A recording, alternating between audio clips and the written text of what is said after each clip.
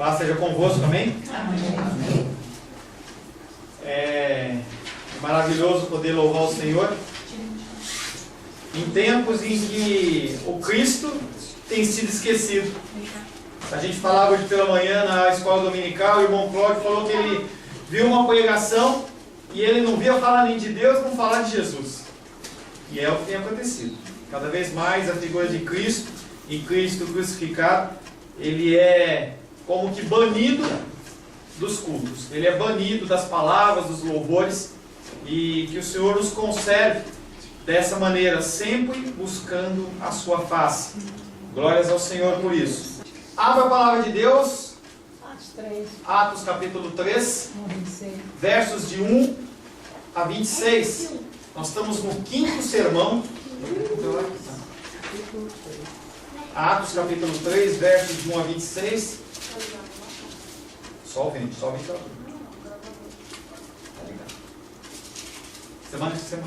Essa manhã eu esqueci de pôr para gravar o catecismo, perdi. Mas o Josué gravou direitinho. Assim diz a palavra de Deus em Atos capítulo 3, versos de 1 a 26. Pedro e João subiam ao templo para a hora nona. Era levado um homem coxo de nascença, o qual punham diariamente à porta do templo, chamada Formosa, para pedir esmola aos que entravam. Vendo ele a Pedro e a João, que iam entrar no templo, implorava que lhe dessem uma esmola. Pedro, fitando juntamente com João, disse: olha para nós. E ele os olhava atentamente, esperando receber alguma coisa. Pedro, porém, lhe disse: não possuo nem prata nem ouro, mas o que eu tenho, isso te dou. Em nome de Jesus Cristo Nazareno, anda. E tomando pela mão, o levantou imediatamente, os seus pés e tornozelos se firmaram. De um salto se pôs em pé, passou a andar e entrou com eles no templo, saltando e louvando a Deus. Viu todo o povo a andar e a louvar a Deus, e reconheceram ser ele mesmo que esmolava, assentado à porta formosa do templo. E se encheram de admiração e assombro por isso que lhe acontecera.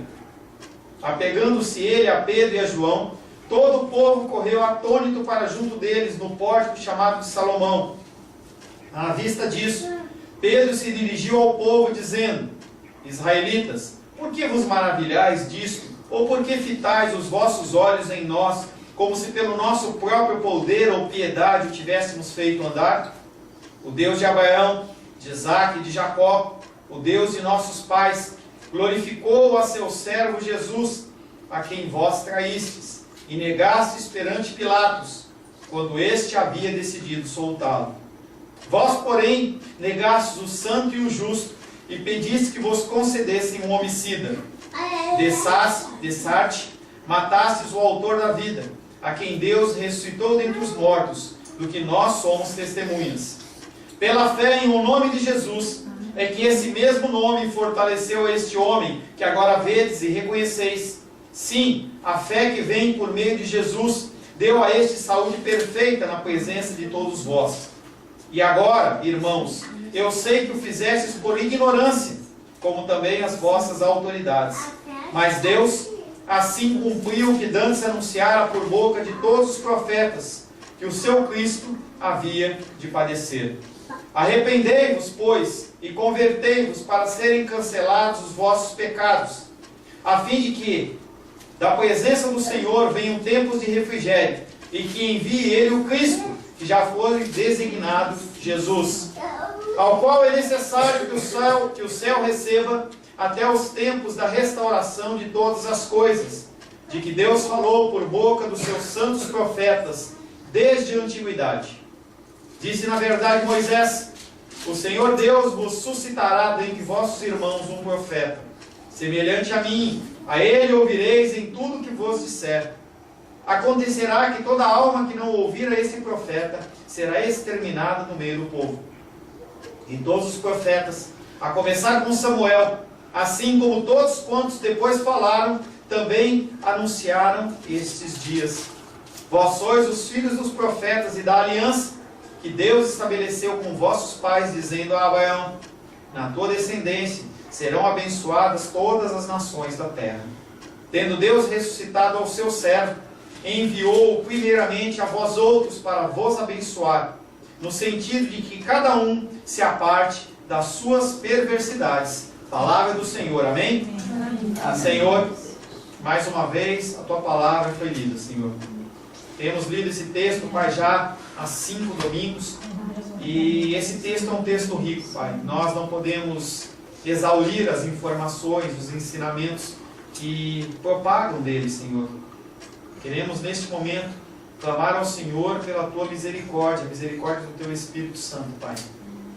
Nós temos aprendido que nós somos dependentes do Senhor, que tudo provém de ti, Pai. Inclusive, Pai, o falar, inclusive o ouvir, o entender. E nós, como congregação, nós, como igreja do Senhor aqui na terra, clamamos a ti pelo teu Espírito.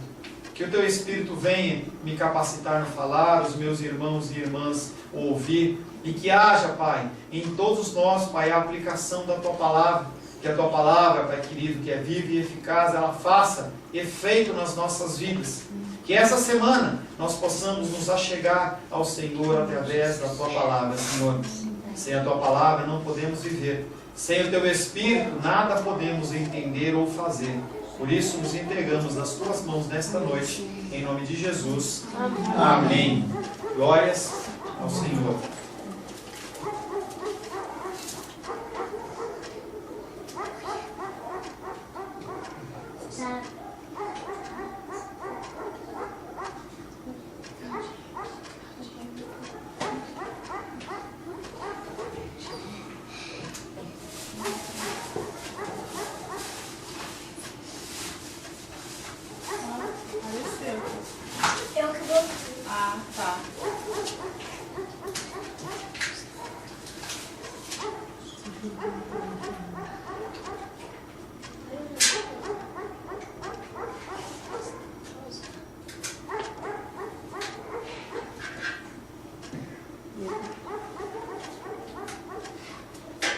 Glórias a Deus.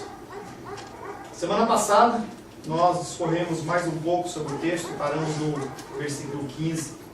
Versículo 15 que diz: mas o príncipe da vida, que vós havíeis matado, ressuscitou dentre os mortos, e disto nós somos testemunhas. Passou a fase do milagre, o coxo ele já tinha sido curado, ele pulava, saltava na presença do Senhor, em louvor e adoração àquele que tinha concedido a ele aquela bênção. As pessoas estavam apavoradas perante aquele fato, e no momento inicial correm em direção ao coxo para realmente reconhecer se aquele homem era aquele homem que eles conheciam, e eles identificaram, a palavra de Deus diz que eles identificaram como aquele homem que estava sentado na Porta Formosa há dezenas de anos, aproximadamente 40 anos que ele era desde nascença coxo. Havia também passado o tempo em que eles correram para os apóstolos, talvez querendo entender qual foi o procedimento, o que aconteceu ali, o que tinha acontecido ali. E como centro da cidade, as pessoas se reúnem querendo entender o que está acontecendo. O apóstolo Paulo, o apóstolo Pedro, ele exorta aquelas pessoas porque eles entendem que o poder é um poder que emanou da vida deles. E o apóstolo Pedro chama a atenção daqueles homens e fala: não, por que vocês estão olhando para mim? Por que vocês estão olhando o apóstolo João? Nós não temos poder nenhum. Poder vem de Cristo. E ele continua exortando aquelas pessoas e começa a falar de Cristo.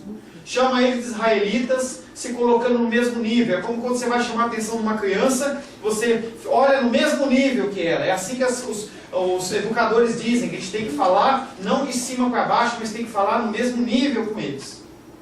E aquele apóstolo, ele também desce ao nível deles e fala israelitas. Também diz que o Deus dele é o mesmo Deus deles.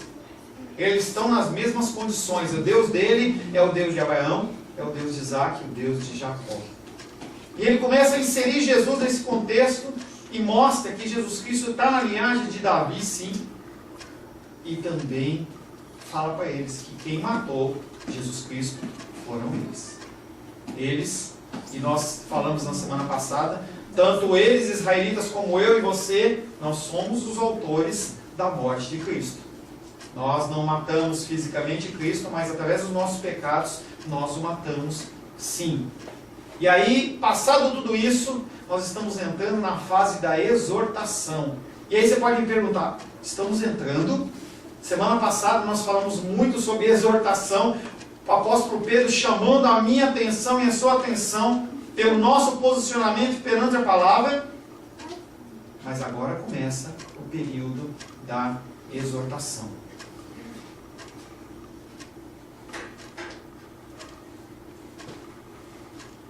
Atos 3,16 diz o seguinte: porque creu em seu nome, este que conheceis e vedes, recebeu o vigor desse nome, e a fé que vem de Jesus restituiu a esse homem toda a saúde na presença de vós todos.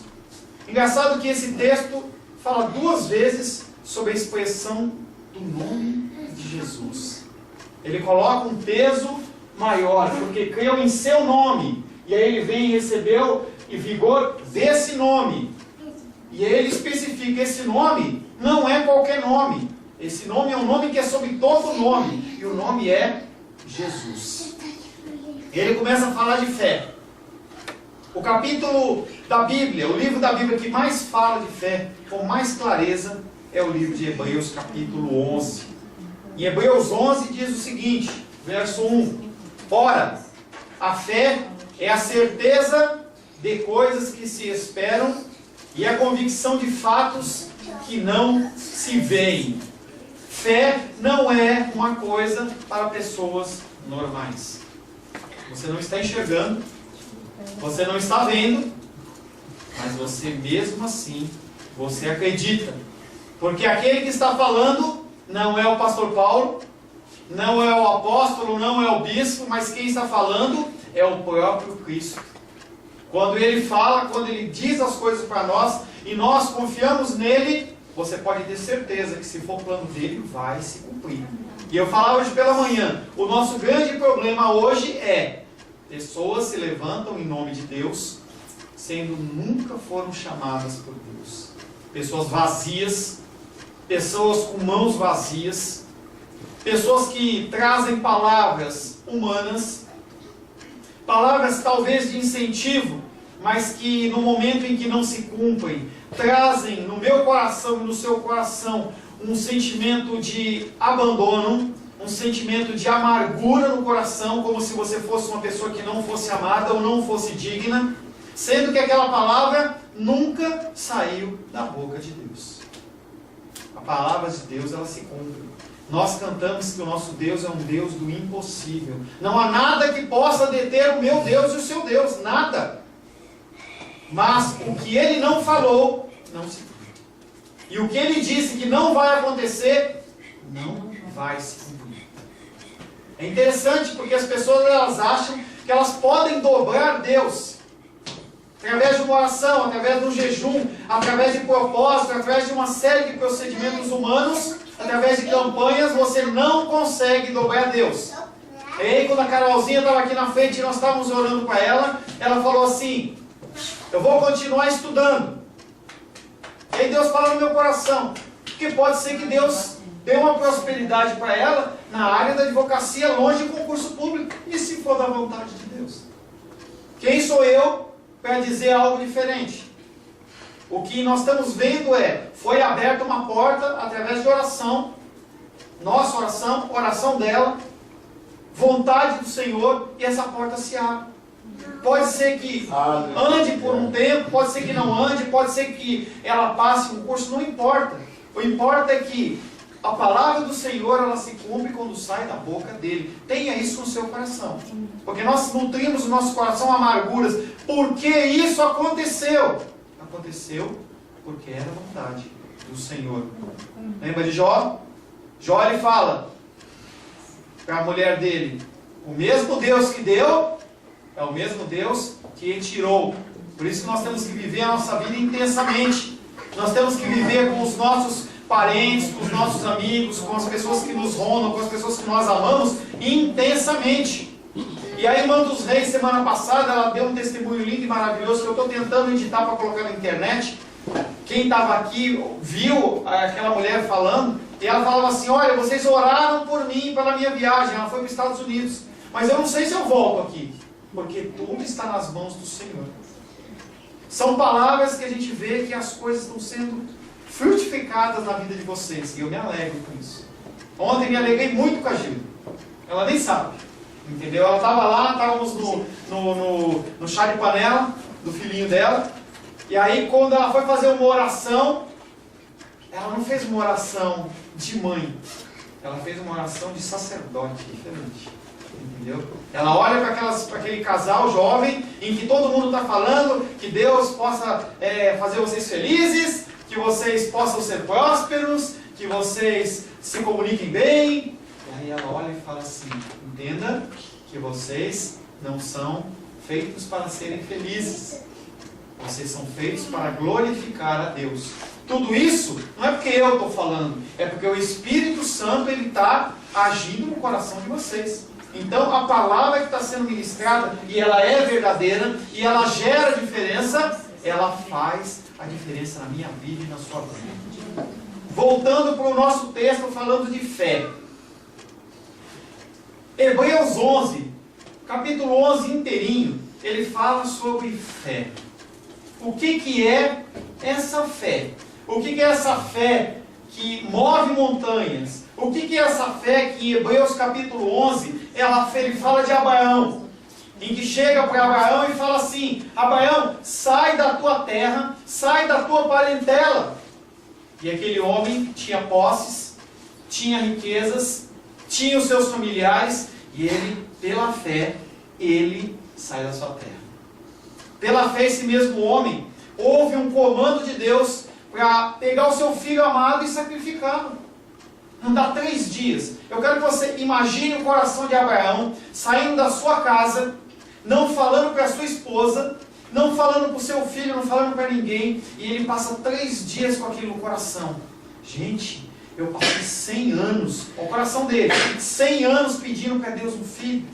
Quando esse filho é gerado, quando eu começo a andar com aquela criança já não era uma criança de peito, não era uma criança pequenininha como a Sofia e o Arthur, já era uma criança talvez do tamanho da Luísa, um pouquinho maior, porque era uma criança que poderia andar mais tempo sozinha, não carecia de muitos cuidados. Sobe aquele monte no coração do pai, e ele, pela fé, ele levanta aquele cajado e vai matar o seu filho, porque a fé dele dizia: se o meu Deus tem uma promessa para esse homem, para essa criança, se eu matar ele, ele ressuscita. E se não for da vontade dele, eu não mato. Chama-se fé. É algo sobrenatural. Quando a gente encontra Noé, por 100 anos, ele recebe um convite, um comando do Senhor para construir uma arca. Entenda que naquele lugar não tinha rio, não tinha mar, e não chovia. Não havia água ainda, não tinha chovido na terra ainda. E Noé recebe esse comando de Deus, e por 100 anos, aquele homem constrói aquela arca, pela fé. Aguardando que os bichinhos venham, aguardando que a chuva caia, pela fé. Um terceiro, que a gente pode falar, é Moisés. Moisés dentro do templo, vivendo o melhor. Imagina você hoje, sendo filho da rainha da Inglaterra, porque lá ainda tem a parte de reinado. Imagina você lá, vivendo do bom e do melhor, as pessoas te honrando, te exaltando, ele tendo acesso ao máximo da cultura, tendo acesso ao que tinha de melhor naquela época, e aí ele decide largar tudo para proteger um irmão israelita, e ele acaba fugindo. E aí depois de tudo isso, ele encontra no meio de um deserto uma sarça ardente, uma moita pegando fogo, e aquele Deus se manifesta a ele e diz: volta lá para o Egito, volta para lá e fala para o faraó, que era o presidente dos Estados Unidos da época, o homem mais poderoso da época, e ele se apresenta àquele homem e diz: deixa o meu povo ir para adorar a Deus. Tudo isso pela fé. Pela fé ele para na frente do Mar Vermelho e faz aquele mar se abrir. Pela fé ele anda 40 anos no deserto, porque sabe que Deus tem um propósito. E nós estamos falando de homens da Bíblia, mas nós poderíamos falar de missionários, que largam as suas famílias, abandonam os seus empregos, porque pode parecer simples, mas não é simples. Não é simples você largar o teu emprego, largar a sua vida, simplesmente pela fé. E aí nós temos que perguntar para o apóstolo Pedro nesse texto. Nós estamos falando da fé dos apóstolos, nós estamos falando da fé do coxo ou dos dois? Será que tem que ter fé só um? Será que tem que ter fé só o outro? Ou tem que ter fé os dois? Pedro e João, eles sabem que eles realizaram esse milagre porque eles confiaram plenamente que Jesus Cristo era aquele que ia usá-los como instrumento.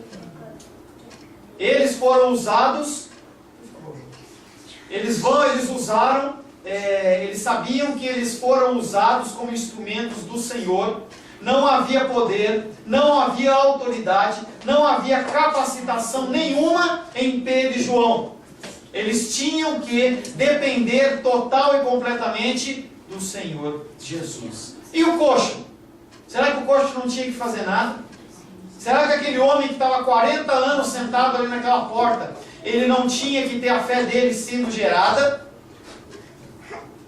Será que não gerou no coração dele algo, naquele momento em que ele olha para ele, olha para nós, e aquele homem sentado, ele estende a sua mão, talvez como um ato de fé, talvez não, como um ato de fé, ele estende a sua mão, talvez outras pessoas já tivessem orado por ele. Você tem enfermidades? Quantas pessoas já oraram pela sua enfermidade? E a enfermidade vai e volta, ou ela não vai? Só fica. Naquele dia, aquele homem, ele teve fé. O paralítico confiou que o Senhor poderia curá-lo. Fé no nome de Jesus constitui o requisito básico para a salvação. O requisito básico, nesse caso, para a cura. E de onde vem essa fé? Será que essa fé ela é gerada porque você nasceu num lar evangélico? Será que essa fé ela é gerada porque você é bom? Porque você não faz mal? Porque você é um bom pai, uma boa mãe? Porque você ajuda o lar dos velhinhos, o lar das velhinhas? Você ajuda os órfãos? Será que é isso? Será que é as campanhas que você faz? Será que é o tempo de igreja sua? Quanto mais tempo eu tenho de igreja, mais eu tenho fé, mais o Senhor vai acrescentando. Que nem a Carol, nós cantamos parabéns para ela, então ela passou um ano a mais de vida, então ela ganha uma porção a mais de fé. O jejum que você faz, a consagração que você faz. Infelizmente, queridos, a fé, ela só vem pelo ouvir e ouvir a palavra de Deus. Infelizmente é um modo de dizer, porque é a vontade do Senhor, mas você não pode fazer nada para obter fé, a não ser se submeter a ouvir a palavra do Senhor. Ouvir a palavra do Senhor. Essa fé, ela é gerada apenas pelo Rei. Apenas pelo Senhor Jesus. Romanos 11, 36a diz, porque dele, por meio dele e para ele são todas as coisas, inclusive a fé. Se você precisa de fé, peça ao Senhor, ouça a palavra dele, leia os ensinamentos do Senhor. É isso que vai gerar em você a fé. Pastor, inclusive a fé para curar enfermos, se assim for o propósito do Senhor. E esse texto, esse versículo, ele fala, Atos 3,16, ele fala muito do nome. É o nome de Jesus, creu em seu nome, a este conhecereis e vedes, recebeu o vigor desse nome, e a fé que vem do nome de Jesus. A esse homem deu toda a saúde na presença de vós todos. Há uma ênfase nisso. Esse nome, ele tem que ser a pauta das nossas vidas, tem que ser a pauta das nossas palavras, da nossa esperança. Nome de Jesus, que é Jesus Cristo crucificado. Spurgeon, que é um grande pregador, ele é conhecido como o príncipe dos pregadores, morreu já há muitos anos. Ele falava, toda pregação tem que falar de Cristo. Nós temos que louvar músicas que engrandecem o Senhor e falam de Cristo. O cerne é Cristo, é a Pai Cristo, é Jesus, é o nome, é Cristo, é o sacrifício, é isso que nós temos que falar. Não tem que ser a pregação voltada para o seu umbigo, para o meu umbigo, não tem que ser. Tem que ser voltada para o Senhor. Quando Pedro disse ao discípulo, ao paralítico, no nome de Jesus Cristo anda, no verso 6, nós já estudamos isso. Quando ele faz isso, ele não pronuncia uma fórmula mágica. Parece que as pessoas elas colocam também o nome de Jesus como uma fórmula mágica. Eu faço o que eu quiser, eu falo. O sangue de Jesus tem poder. Pronto, resolveu.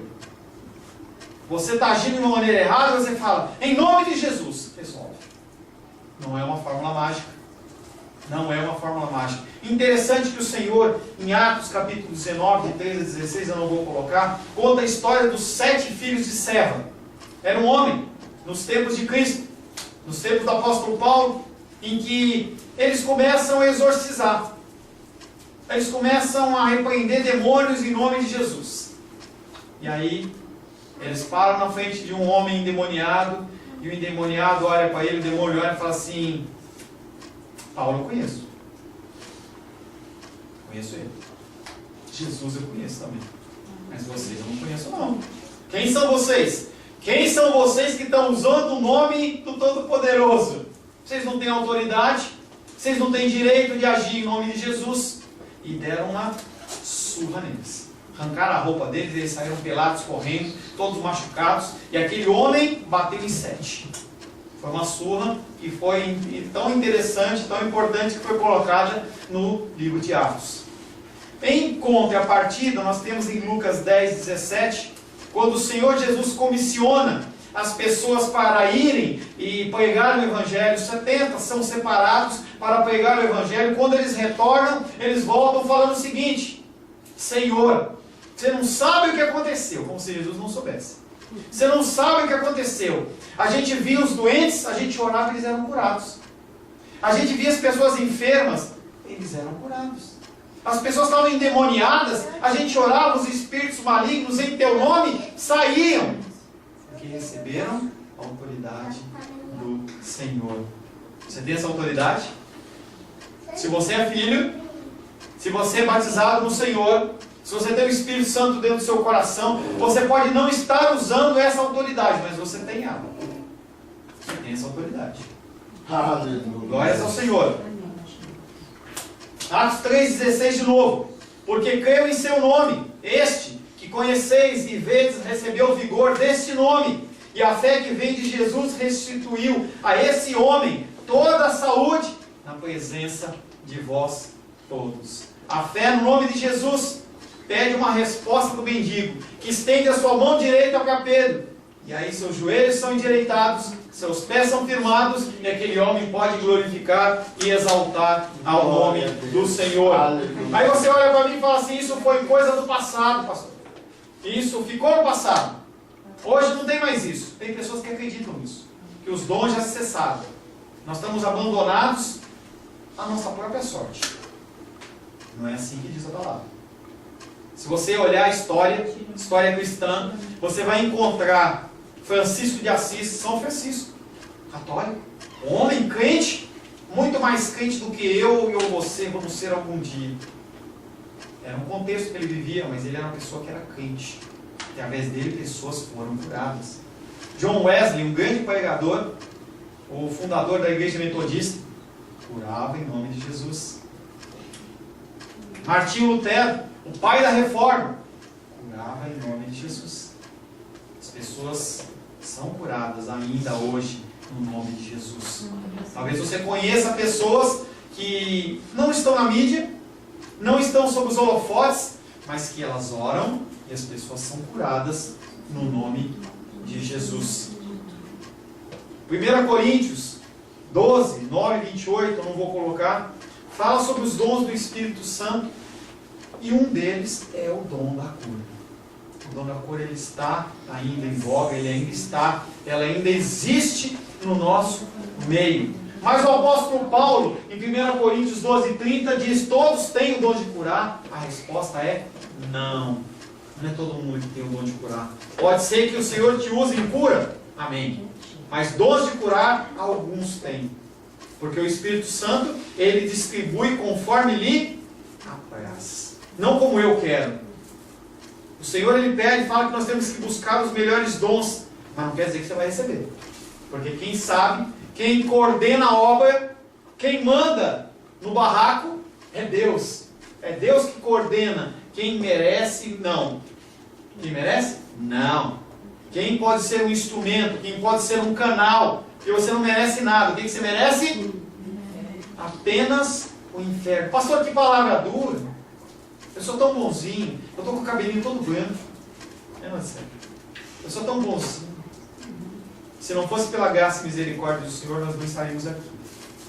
Tem todos os dons de curar? A palavra é não. Nós temos várias citações em que o apóstolo Paulo cura, mas tem posições que o apóstolo Paulo não curou. O apóstolo Paulo, ele orava e as pessoas não eram curadas? Sim. Não era propósito de Deus. Exemplos. Epafrodito, em Filipenses 2:27, ele quase morre. Amigão do apóstolo Paulo. E aquele homem não foi curado. Um outro exemplo, 2 Timóteo 4:20, tem um tal de Trófimo, que o apóstolo Paulo deixou ele doente numa cidade chamada Mileto. Você acha que o apóstolo Paulo não orou?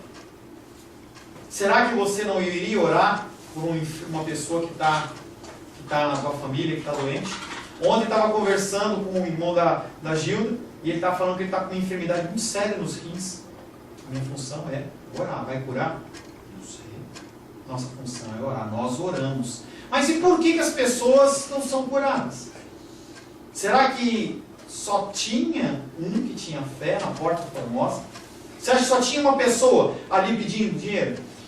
Devia ter muitas pessoas, muitos cegos, muitos coxos, muitas pessoas surdas, pessoas que não tinham como levantar dinheiro, mas aprove ao Senhor escolher aquele para a cura. 2 Coríntios 12:9 diz: Ele disse a Paulo: a minha graça te basta, pois o meu poder se aperfeiçoa na sua fraqueza. Entenda, se você não é curado do que você tem pedido, se você não tem recebido o que você tem clamado, não é porque você não é amado, não é porque você não é querido, não é porque você não está orando demais, é porque ou não é o tempo do Senhor, ou não é o propósito do Senhor. Você pode continuar orando? Pode. Você está pecando com isso? Não. Mas pode ser que você não seja curado. O apóstolo Paulo, ele entrou na presença do Senhor com esse espinho na carne que a gente não sabe o que é. Tem algumas pessoas que dizem que é um problema de visão, outros dizem outras enfermidades, mas a verdade é que ele tinha algo que o incomodava. E aquele homem que estava pregando o Evangelho, aquele homem que talvez sem esse espinho dentro do entendimento dele, ele iria alcançar muito mais pessoas, ele vai ao Senhor e fala: Senhor, tira isso de mim. Talvez ele tenha falado: Senhor, me ajuda a pregar o teu Evangelho, permita que eu tenha sem esse espinho para poder falar melhor, ler melhor, me expressar melhor, me movimentar melhor. Eu vou ganhar mais almas, eu vou alcançar mais pessoas, eu vou abrir mais igrejas. E aí o Senhor olha para ele e fala: a minha graça te basta, pois o meu poder se aperfeiçoa na fraqueza. Você tem crido em Jesus? Você tem acreditado em Jesus? Por que você está tão ansioso? Por que seu coração se entristece? Será que Deus, Ele não tem capacidade de cuidar dos seus problemas? Será que Ele não pode lidar com as situações que você está passando? Será que você não pode confiar nesse Deus? Esse mesmo Deus que entregou o seu Filho amado para morrer no seu lugar, porque você mesmo disse que você merecia o inferno, e Ele te livra do inferno, e você acha que Ele não pode cuidar do que você está passando? Pastor, é difícil. É difícil. Mas o Senhor nos conclama a confiar nele. Nós temos que acreditar que o Todo-Poderoso, Ele pode fazer todas as coisas que lhe apraz.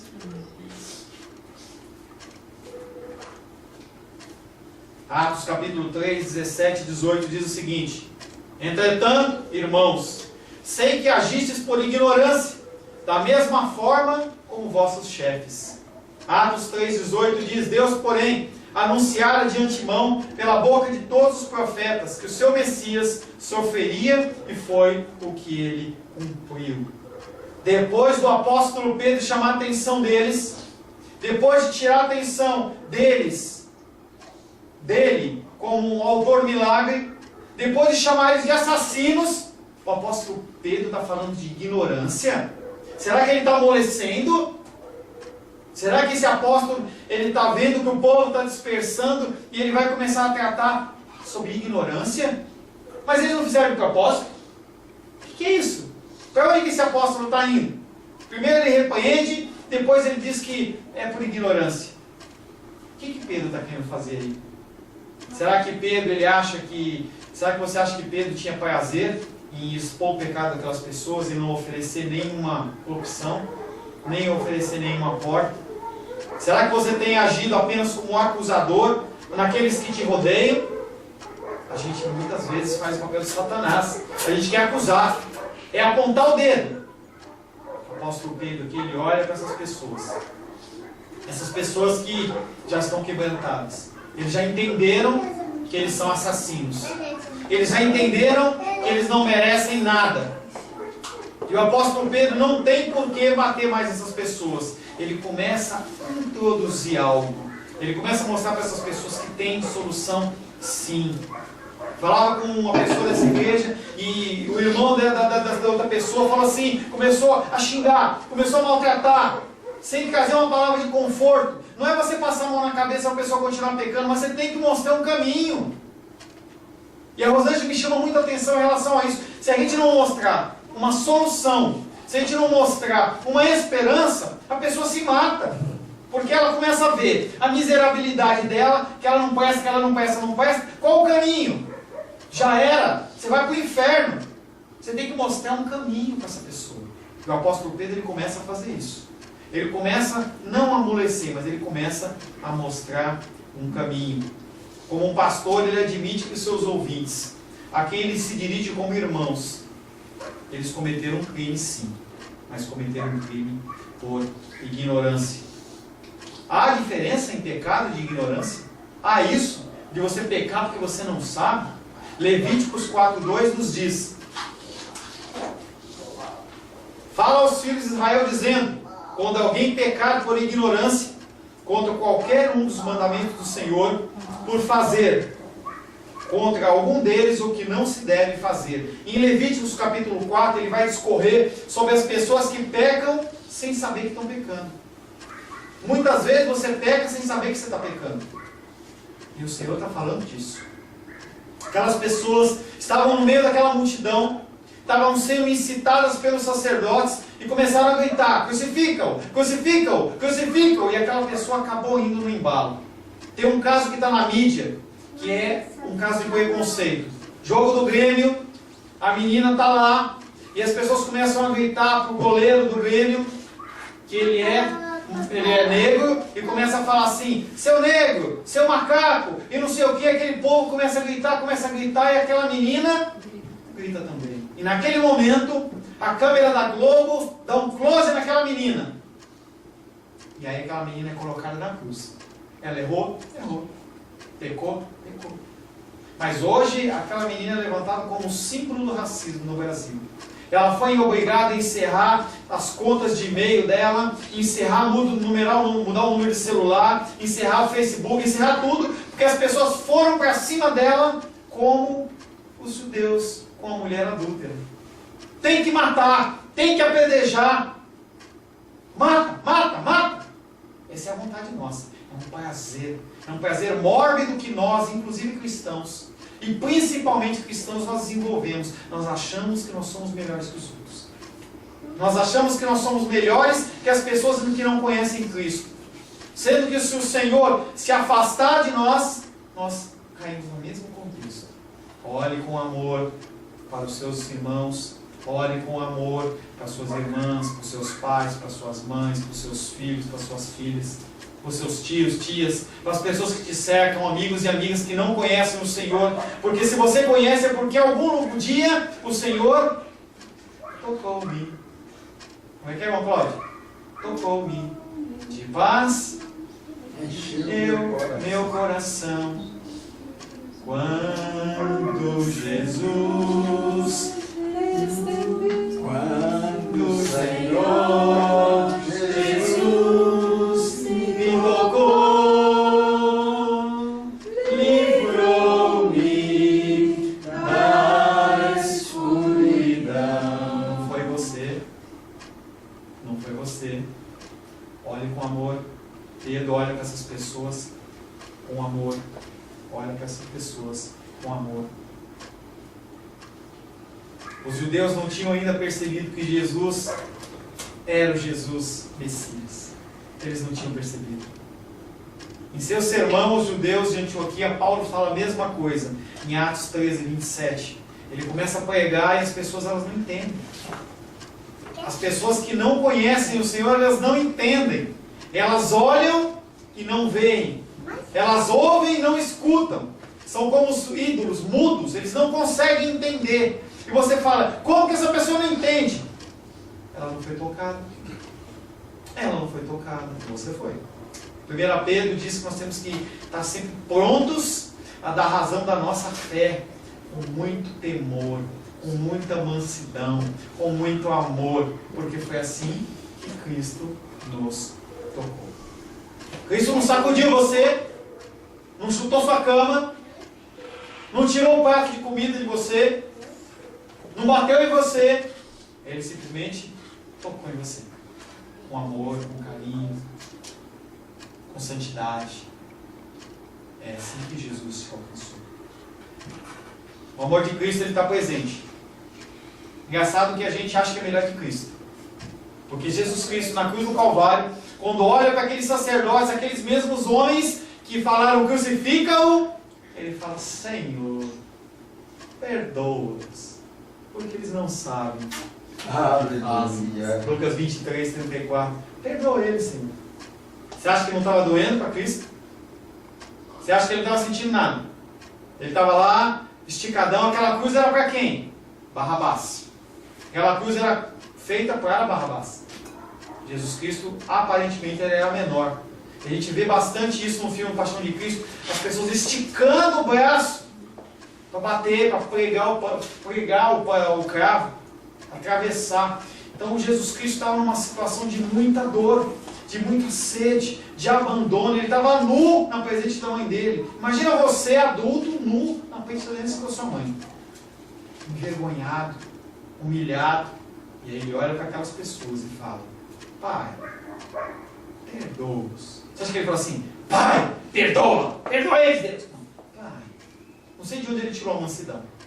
Pai, perdoa-os. Eles não sabem o que fazem. Aleluia. Isso é coisa do Senhor, é gerado por Deus. Apóstolo, o Estevão, quando estava sendo apedrejado, Senhor, perdoa eles não sabem o que fazem. As pessoas não sabem o que fazem. As pessoas que não conhecem a Cristo, que rodeiam você, não sabem o que fazem. Os seus familiares não sabem o que fazem. Nós temos que testemunhar com amor, com mansidão, falar do amor de Cristo e aguardar que o Senhor possa tocar no coração deles, gerar neles essa fé, esse mover, isso que gerou no teu coração, no meu coração. Eu lembro que eu era uma pessoa bem devassa, pervertida. E eu lembro que lá em Ubatuba, com os meus amigos, as pessoas bebendo e tudo mais, e aí estava um rapaz tocando um violão, eu olhei para ele e falei assim, vamos beber uma cerveja? Vamos beber uma vodka? E aí ele falou assim, não bebo. Eu falei, o que é? Você é crente? Ele falou, sou. Voz mansa, tranquilo, entendeu? Aí eu me senti tão humilhado, porque eu achei que eu era melhor. E hoje, cada vez mais eu lembro daquele fato, eu lembro como o Senhor, Ele usa pessoas com mansidão, sem repúdio, simplesmente com paciência para nos tocar. Pai, perdoa-lhes porque eles não sabem o que fazem. E aí Pedro inclui também os líderes. Os líderes também agiram com ignorância. Mas será que todos os líderes agiram com ignorância? Não, senhor. Não, senhor. Lembra quando Jesus estava pregando e ele usa uma ação dele para mostrar o pecado da blasfêmia do Espírito Santo? Em que os fariseus olham para Jesus agindo e falam assim, o que ele faz? Ele faz segundo o príncipe dos demônios. E aí Jesus Cristo dá um ensinamento sobre blasfêmia do Espírito Santo. Algumas pessoas, elas fazem inconsciente. Elas sabem o que fazem e continuam fazendo. Isso chama-se iniquidade. Iniquidade, nem o iníquo vai entrar no reino dos céus. conforme Mateus 12, 24. E aí o Senhor ele começa a falar, falamos da ignorância, e ele fala sobre o cumprimento. Temos falado bastante sobre isso. Será que Deus ele é pego de surpresa? Será que Deus ele tem que usar o plano B? Não. Fulano não quer agir na minha vida, não me quer na vida, então eu tenho que arranjar um jeito de alcançar essa pessoa. Ou aconteceu uma coisa, Deus sai correndo. Que nem a gente quando está em casa, ou então a Odisseia quando ela está lá, que eu sei que ela faz almoço para um monte de gente. Aí você acha que alguém pega ela de surpresa, ela já sabe que no domingo sempre vai gente lá. Você acha que ela fica apavorada, a pessoa chega ali, não, pode vir aqui, tem um prato aqui para você. Sempre tem. Deus, de uma maneira extremamente maior, Ele está preparado para todas as coisas, porque Ele é o autor da vida e Ele é o que define os caminhos. Então você não pega Deus de surpresa. Ele sabe os caminhos que você está agindo, os caminhos que você vai trilhar, e mesmo assim, pasme, Deus te escolheu. Pasme, Deus, Ele te escolheu. E aí fala sobre cumprimento. Pedro repete as mesmas palavras ditas por Jesus para os homens, os discípulos de Emaús. Lembra da historinha? Discípulos de Emaús, Jesus Cristo morreu, ressuscitou, e os discípulos começam a ficar tudo tristes. Começam a ficar preocupados, e dois deles estão andando por um caminho. Jesus Cristo aparece para aqueles homens. O que aconteceu? Você não sabe o que aconteceu? Jesus Cristo, aquele que era a nossa esperança, Ele morreu. E nós não sabemos o que nós vamos fazer. E aí Jesus Cristo começa com amor, com paciência. Não sacudiu eles. Falou assim, olha, se liga, sou eu. Não. De Moisés ele vem explicando. Ele vai explicando tudo que os profetas diziam. E mesmo assim aqueles homens não enxergavam. E você acha que Jesus Cristo não falou das passagens em que era revelado o Messias? Ele só falou sobre isso. Ele vai falando sobre todo o caminho que o Messias devia trilhar. E aqueles homens iam falar assim, é mesmo, é homem, é mesmo, Senhor. O Senhor é rabi, o Senhor sabe, né? Mas ele morreu, ele não podia ter morrido. E Jesus Cristo continua falando, até que chega no cenáculo. Quando chega no cenáculo, Jesus vai passar e os homens falam assim, entra, vai cear com a gente, vamos comer um pãozinho? Vamos comer um pãozinho com manteiga? Vamos tomar um vinhozinho? Aí o Senhor pega o pão, consagra, parte o pão, e naquele momento o Senhor é obrigado a abrir a mente daqueles homens para que eles entendam. Se o Senhor não abrisse a mente deles, eles iam continuar na mesma escuridão. E aqueles homens, quando eles veem que é Jesus, eles veem que Jesus se manifestou, eles voltam correndo, desesperados, para falar para os apóstolos, nós vimos o Rei, Ele ressuscitou realmente. Lucas 24, 25 diz, tardios de coração para crer em tudo que os profetas lhe disseram. Em Lucas 24, 45 ele fala, então, o Senhor Jesus, Ele lhes abriu o entendimento para compreender as Escrituras. Se você ler a palavra, se você ouvir a palavra, se você vier na igreja e o Senhor não abriu o teu entendimento, você está perdendo tempo aqui. Você precisa de Deus. Você tem que entender que o domingo é um dia do Senhor para que você se prepare para ouvir a voz dEle. Não é uma reunião social. Eu lembro que, com muita tristeza, uma pessoa me ligou uma vez, não importa, eu não vou falar o nome, a pessoa falou para mim assim, pastor, eu estou com saudade da igreja. É mesmo, querido? É. Olha, o que eu não tenho para te oferecer, um social. Nós somos pequenos, nós não temos muito conforto.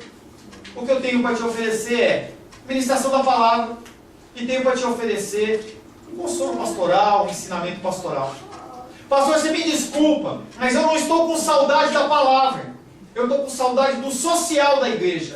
Eu falei, então, querida, eu não posso te ajudar. As pessoas continuam buscando o social.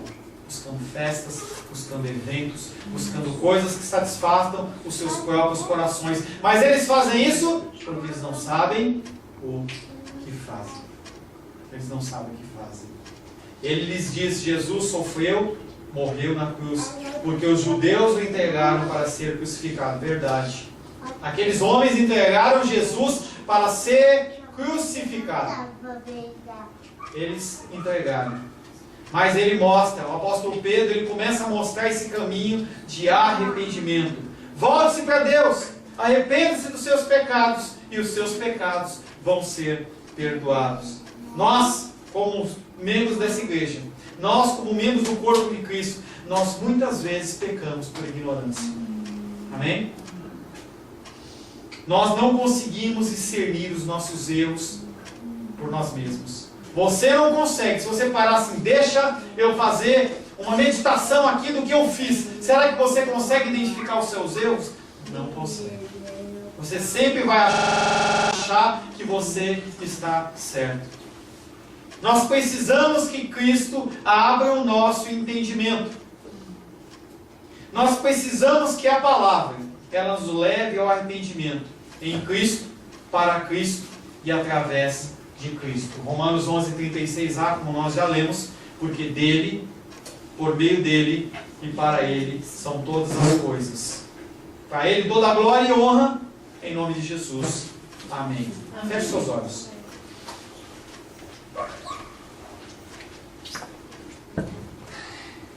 Senhor Jesus, queremos entregar a nossa ignorância nas tuas mãos, Senhor. Queremos entregar nas tuas mãos a nossa falta de discernimento, a dureza do nosso coração, porque nós somos duros de coração, Pai. Nós entendemos que a salvação veio pelos nossos méritos, pelo nosso agir, pelo nosso falar, pelo nosso proceder, sendo que se não fosse a tua misericórdia, nós não poderíamos fazer nada, nós estaríamos perdidos. Por isso, nessa noite, noite de Santa Ceia, nós queremos apresentar a Ti o nosso coração, pedindo que o Senhor sonde-nos, que o Senhor venha para sondar o nosso coração, gerando em nós o arrependimento, gerando em nós, Pai, a tristeza necessária, o confronto necessário, para que nós possamos nos arrepender dos nossos pecados, e assim, Pai, testemunhar do Teu poder, da Tua força e do Teu amor, Pai. Em nome de Jesus, amém.